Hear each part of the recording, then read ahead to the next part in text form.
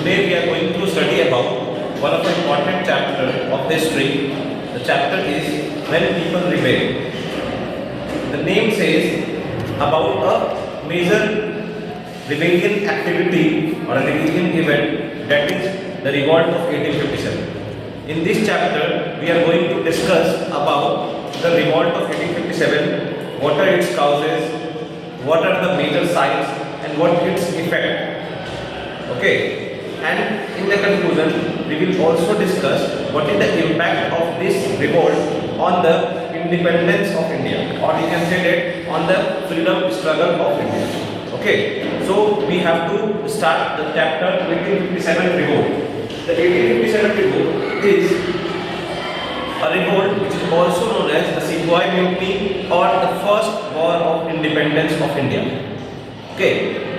But unfortunately, this is an unsuccessful uprising, but it plays a very significant role on the mind of the Indians as well as for the Britishers also. So here we say that the 1857 revolt, also known as the Sepoy Mutiny, and the first war of Indian independence, was a massive but ultimately unsuccessful uprising against the rule of British East India Company.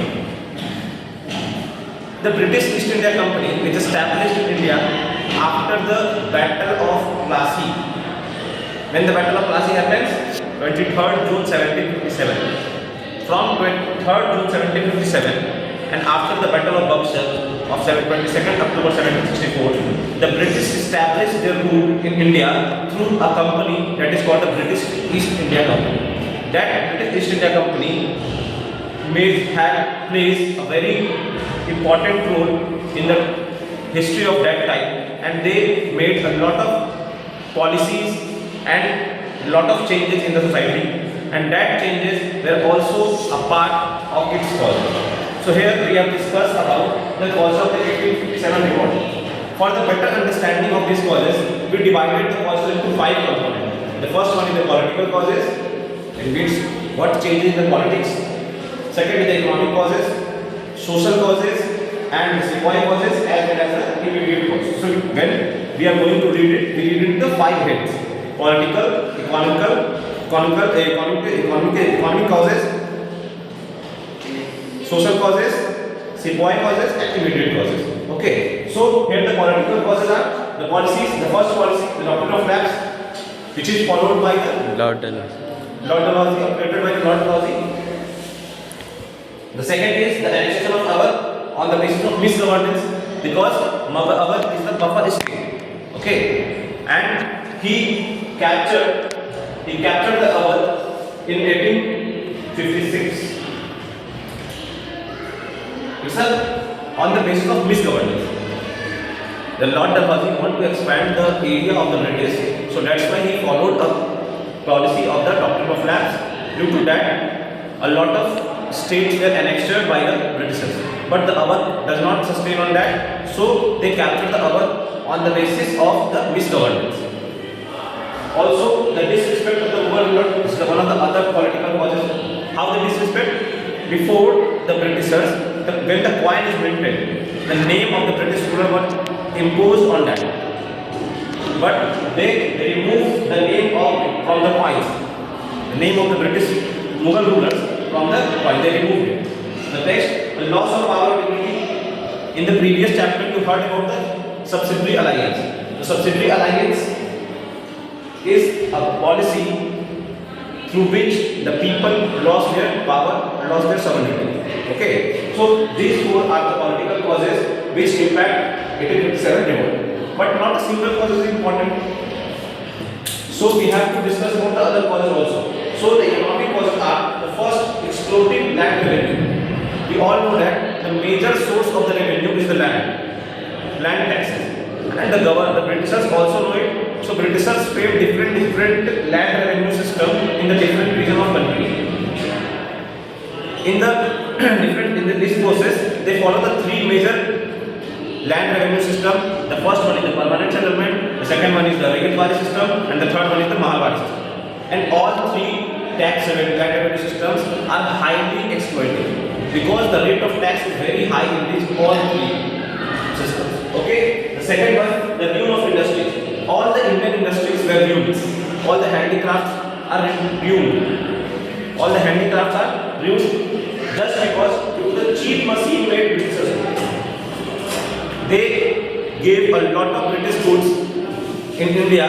They brought a lot of goods in India. They are machine made and they are very cheap in nature. So due to that, the new industries of India are ruined. The third one is the drain of wealth. Due to the policy of colonization, they captured all the resources from India and sent it to the Britain. So this is the fault, the drain of wealth. Due to this, the economic causes will impact the revolt in the mind of the people. These causes will prepare the people to be ready for a revolt. Now the third one is the socio-religious causes.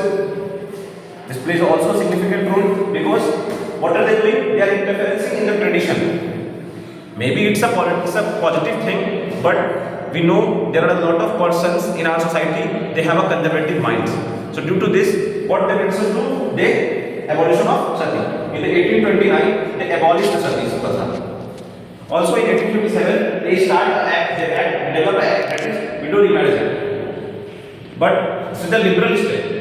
But the conservative peoples of India, they found that they are interfering in their tradition, and when the outsider is trying to interfere, they feel that they have a fear of loss of their culture. So that's why they retaliate. Fear of conversion. All we know that the Britishers are Christian in religion identity, and the people of India are majorly the Hindu or the Muslims. So they have a fear of conversion. So that's why they also, this fear also plays a role of causes. And the third one is the racial discrimination. Racial discrimination means the discrimination between white and black. Because the Britishers who live in the high altitudes or the high latitudes region, so that's why they have a white skin comparative to the people who live in the temperate region. Okay, so the racial discrimination is based on the color. So these will plays a causes for a revolt. The fourth one is the sepoy causes or the military causes. The sepoy causes means they have the poor pay and poor conditions. The Indian soldiers feel that they have a very poor pay and poor conditions for their service. The second one, there is an act which passed, that is General Service Enlistment Act 1857. Due to this act, they have to give them service outside the India. For this, they have to travel through the sea, and the people who are the part of that the people of the Indian people who are the part of the army, they don't want to travel through the sea because they feel that through this their religion will ruin. Okay, and they have also the loss of privilege due to the service, due to the service in the army. They have a privilege at free postal facility. They can post their letter to their family in a free, but the British East India Company removed this postal facility and also refusal to pay extra allowance for service in new area. Suppose that an army or army person who is servicing particular new areas, according to that area, the salary or allowance is provided. But the British East India Company refused to pay the allowances to the soldiers.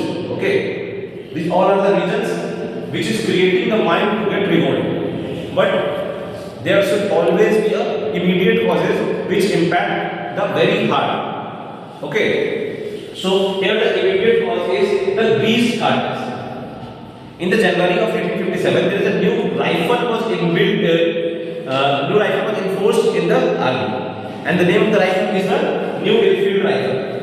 And in the New Enfield rifle cartridge, there were grease with the fat of cows and pigs, and it will work as a ghee in the fire. Okay, and due to this, the first action of the by a soldier Mangal Pandey, who attacked his officer in the Barakpur. Barakpur is a place in the Kolkata, in the West Bengal, on 29th March 1857. He killed his officers. Later, he was hanged. Okay. On the 10th May 1857, the sepoys in Meerut rebelled, released imprisoned and comrades and marched to Delhi.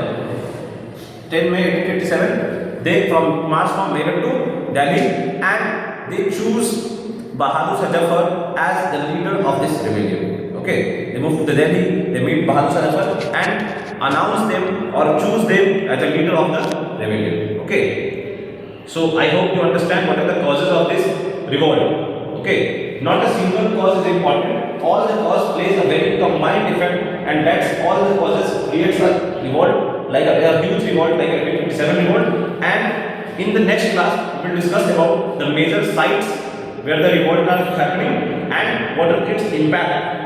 Okay, now thank you.